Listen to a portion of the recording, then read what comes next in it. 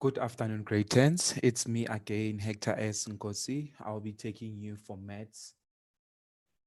So far, we have dealt with functions. Yesterday, we finished functions. So today, we'll be looking at the consolidated questions. Those who are just joining us today, guys, please feel free to ask any questions on our chat box. You can always ask the questions there, or if you've got any other further questions, you can always email me at nkosihector28@gmail.com. But yeah, those are the only two ways you can communicate with me. Today, guys, we'll be looking at all the consolidated questions that we have dealt with. Basically from where I started with you month end April, where we looked at algebra, solving for X, number patterns, functions, everything. We consolidate everything before we start with trigonometry next week. The paper that I want us to look at is the Gauteng June exam 2013. So this is what I want us to look at. So if I can just go to my other document to get those papers. Okay. So basically, guys, here, I want us to look at these questions. So here, question 1 says, for which values of x is x the element of -11, -5, 0, 15 is the square root of 9 over 11 minus x, where is a rational number, where is not defined also. So guys, remember, if something is a rational number is what? Going once.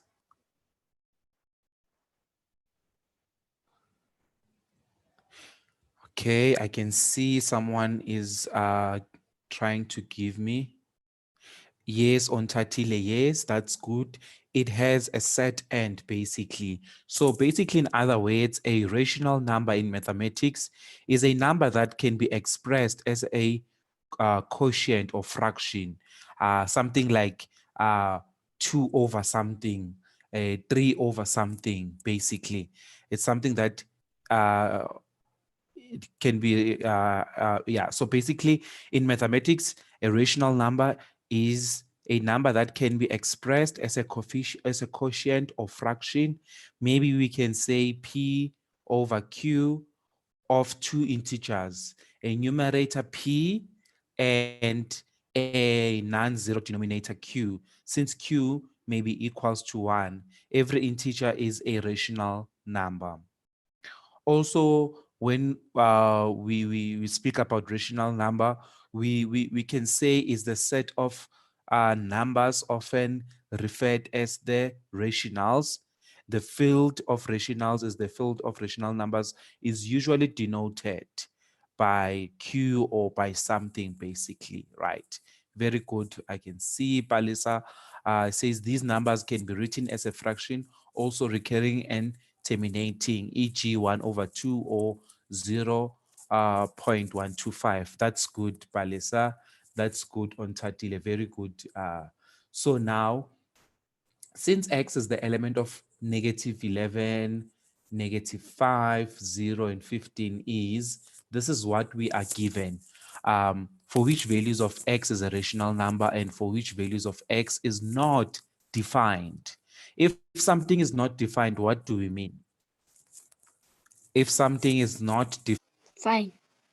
That's lovely. Are you going to go to school on Monday? How many are going to school? Not me. Not Not me. you. Are you looking, is anybody looking forward to going to school? Are you keeping safe? Yes. Oh, that's so cool. That's cool. And you and mommy, daddy looking after you. Yes. Are you annoying them? No. You're not annoying them. That's really, really cool. So my name's Adam Habib. I'm the Vice Chancellor of Wits University. It's like a school principal. And I'm going to read for you today. I've got a very gruff and scratchy voice. They used to call me when I was your age, they used to call me grunter. So you're going to have to bear with my really scratchy and gruff voice. Can you handle that? You think you can Yes. handle that? Yes. Okay, fantastic. Let's start. I'm going to read a book called The Tale of Oxpecker and Buffalo. So in the old days, Oxpecker had a bright yellow bill. He lived in a little hut in a patch of long grass. Each day, he would sweep his hut before setting off into the grass to catch his favorite food. At night, he would climb into his nest bed, his belly full of green grasshoppers, flies, and wriggly little worms. If anyone came into the patch of long grass, Oxpecker would fly up and shout at them. He would peck them and make a fuss until they went away. He liked to live alone, and he didn't want to share with anyone. One day, while Oxpecker was out searching for insects, he heard a low rumble, like the sound of thunder rolling in the hills, and something blocked out the sun. "What now?" shrieked Oxpecker, flying up out of the long grass to get a better view. A big black animal with heavy horns was walking through the long grass. "Hello," said Buffalo.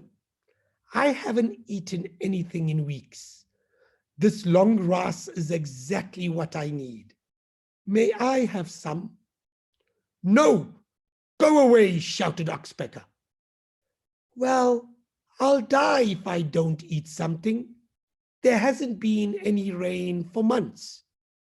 This is the only patch of long grass around here. Won't you let me eat some of it, please? Didn't you hear me?" "Go away," said Oxpecker, flying around Buffalo's head. "But you don't even eat grass," Buffalo said. And then he tried again. "We could share the grass." "I don't share. This is mine. Mine, mine. Now go away," shouted Oxpecker. Buffalo's forehead wrinkled and his eyes narrowed to slits. He got so angry that his tail swished back and forth, making a loud clapping sound as it struck the sides of his rump. "Well, if you are going to be rude, I'm going to eat it anyway. I eat grass. That is what I do. And I am hungry. So here I go, you rude bird," said Buffalo, about to chomp on some grass. "You wouldn't dare," shrieked Oxpecker. "How are you going to stop me? Look at how big I am. And because you being so rude, I've decided that I'm going to eat and eat until I'm full." And with a loud munch and crunch, Buffalo started to eat. This made Oxpecker so angry that at the end of his beak turned bright red. Oxpecker flew around Buffalo's head, shouting and shrieking and whooping. But Buffalo just kept on eating. Soon, all the long grass was gone. To make matters worse, Buffalo put his big hoof right through the roof of Oxpecker's hut.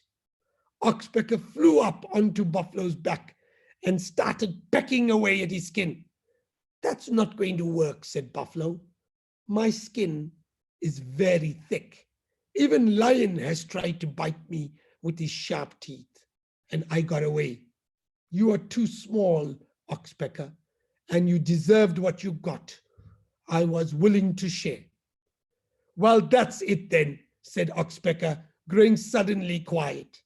"I was only angry and rude because that was my home. Now I have no home and no food. All those delicious green grasshoppers, flies, and wriggly worms that lived in the long grass are gone. Everything's gone. Buffalo looked back at Oxpecker, who was crying, and then to the bare patch of earth and the broken hut. I'm sorry I destroyed your home, he said, but maybe I can make it up to you. I have a problem with insects, you see.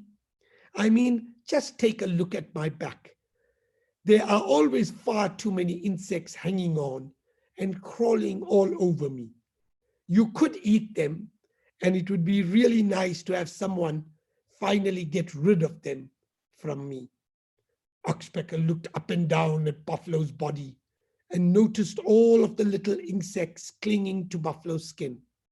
The bird's tummy rumbled.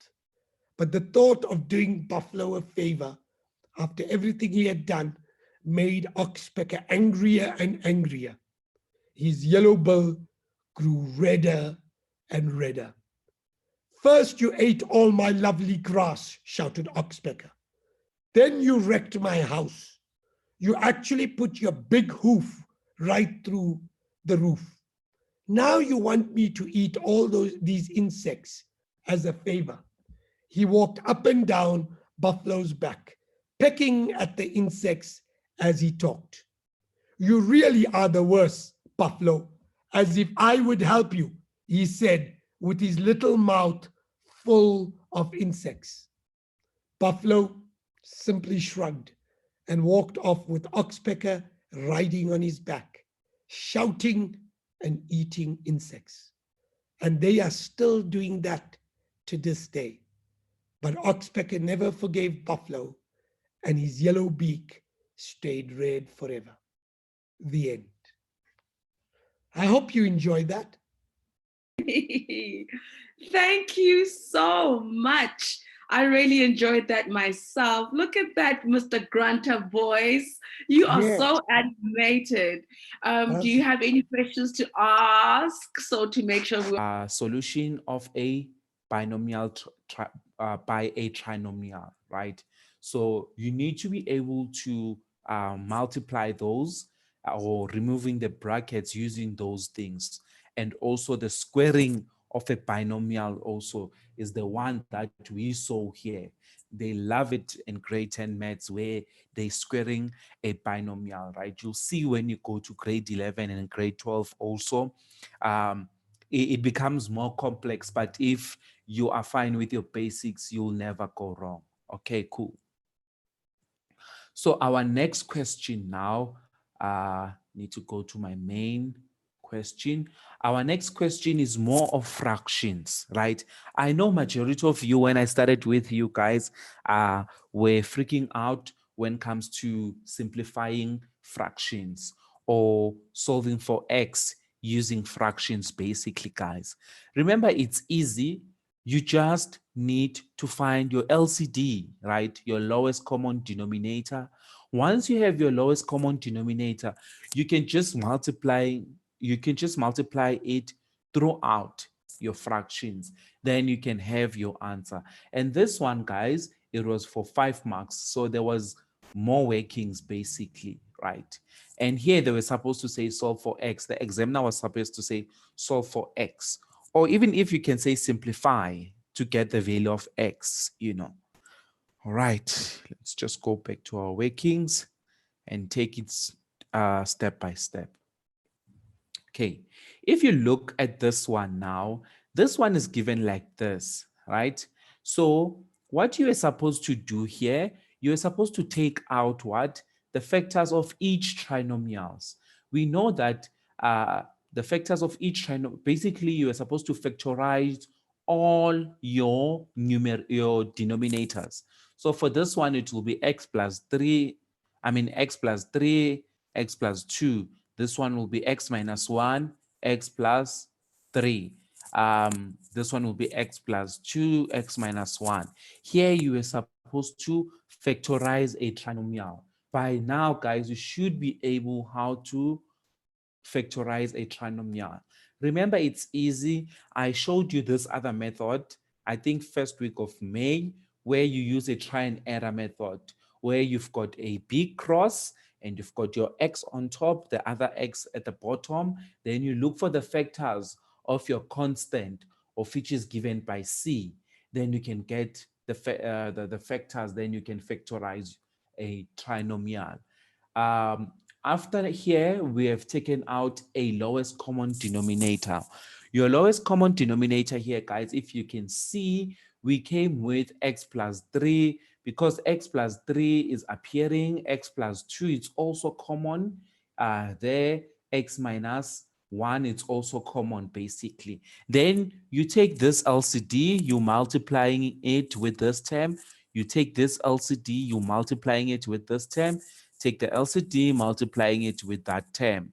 Therefore, the other ones, they will cancel each other. Then for this one, you'll be left with 2 open bracket x minus 1 is equals to, for this one, you'll be left with just x plus 2 because now there's an invisible one here. This invisible one here, you can always get away with it. Then this one, you'll be left with negative 3 open bracket x plus 3. Then now you have to remove your bracket so that you can solve the value of x. So basically here, we said 2 times x, we got 2x. We said 2 times negative 1, we got negative 2. Therefore, x plus 2 will remain the same. Then you multiply your negative 3 throughout. Therefore, you have negative 3x. Then negative 3 times 3, it's negative 9. Then you group all your x's to your left-hand side and all the numbers to your right-hand side. So now you have 2x. Then when you take this 3x to the other side, it will be plus. When you transpose it, basically, the sign will change. Therefore, you have 2x plus 3x minus your x, because this x now is what? Is negative. I mean, it's positive currently, but when you're taking it to the left-hand side, it will be positive. It will be negative, sorry. So now you have 5x minus x. That's how you'll get 4x. Then on your right-hand side, you have plus 2, negative 9. That's negative 7, basically. Then when you take the other 2 to the other side, it will be plus 2. Therefore, negative 7 plus 2 is negative 5. Therefore, you will be left with 4x is equals to negative 5. Remember, the question said simplify for x or solve for x.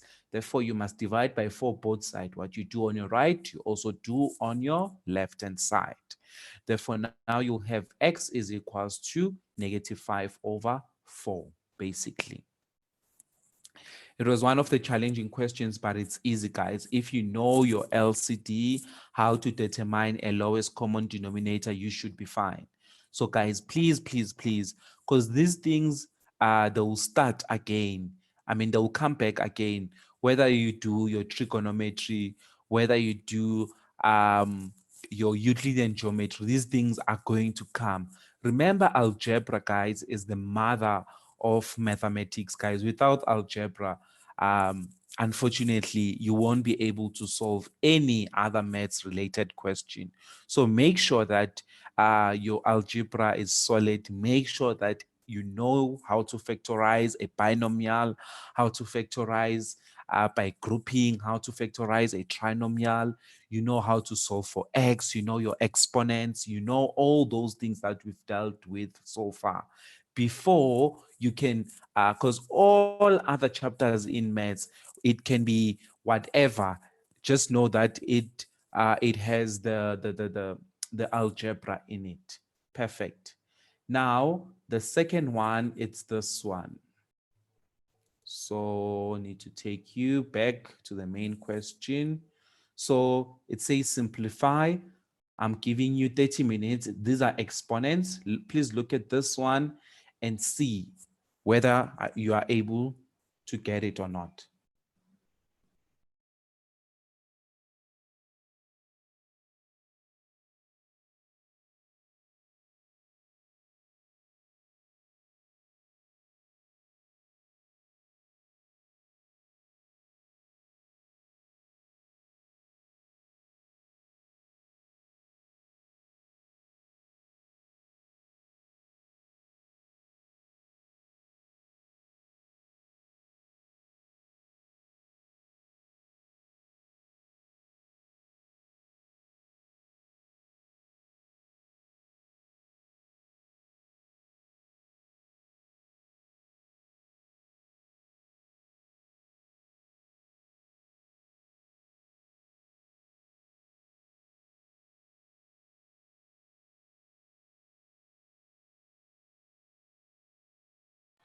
Okay, guys, I hope everything is well from your side. Let's start to tackle this one. So now, if we look at our workings for this one, it's easy, guys. If you know all your laws of exponents, you should be fine, basically, right? So this one, guys, we know that 2n, 2 to the power of n plus 1 times a dot means times, right? 5 squared uh, to the power n minus 1 times 5 to the power n and this. So we know that for this one, what we can do, we know this one, we can multiply this 2 throughout. Therefore, it's going to be 2n. It's going to be 5 to the power 2n minus 2. Then basically 5 2n minus 2, when you multiplying the same basis, you add the exponents basically. Therefore, that's why we got 3n minus 2. Therefore, this one will stay as it is. Then even this one, it will stay as it is basically. Then here, applying the division rule, says when dividing the same basis, you subtract the exponent. So here it's going to be 2 to the power of 0. Then here we're going to have 5 to the power n minus 4. Then we know that 2 to the power of 0, any number to the power of 0 is 1. So this is the same as 1 multiplied by 5 to the power of n. Therefore, your answer will be 5 to the power of n minus 4. All right. Then let's look at the next one. So the next one is solve for x. So 6 marks. This one is the last one actually. I will see because of time, but it says solve for x. So you've got 9 to the power 2x plus 9 is equals to 10 times 3 to the power of x. So basically this one now, guys, is the one of solving for x using an exponent equation, right? So what we need to do here, we need to sort all our bases first or put it in a standard form, right? So basically we know that 9 to the power of 2x minus 10 times 3 to the power of x plus 9. So basically, we know that this can be written like that when we factorize. So we must take out the factors because we know that we can have 3 and 3 to the power of x minus 9 minus 1. Therefore, we would know that 3 to the power of x is equals to 9. Therefore, 3 to the power of x, 9 can be written as 3 squared. Then we know that this one, it's going to be 3x. When you take 1 to the negative 1 to the other side, it will be plus 1. And we know that 1 can be written as 3 to the power of 0 because we said any number to the power of 0, it's 1. So when you drop the bases here, you'll be left with x is equals to 2 or x is equals to 0. So basically, your x will have two solutions in this case. Okay. Now, let's look at another one.